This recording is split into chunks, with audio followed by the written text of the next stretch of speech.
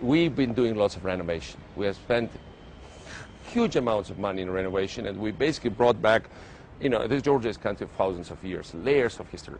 But on the other hand, it's not only about the past. And I think this is all about transformation, bringing back what we had, the best of the past, but also showing the way to the future. And I think it's a small contribution we are trying to give them to keep country going and to keep country focused on the future. It's about education, healthcare, opportunities, democracy, social transformation, meritocracy, and versus the old corrupt clan society that we inherited from Soviet times. What do you think is the greatest resource of Georgia undiscovered by the outside world?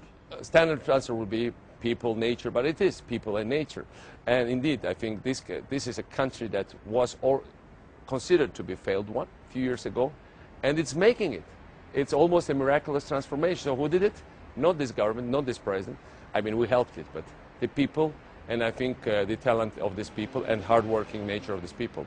And amazing, achievements we have, that's thanks to them. Are you concerned at all about how many young people are deciding to stay in Georgia versus those that might decide, for even a period of time, to go abroad? Since the last 5 years, and I'm very proud of it, despite the fact that, we had 52% poverty. Now we have it we've reduced it to 22.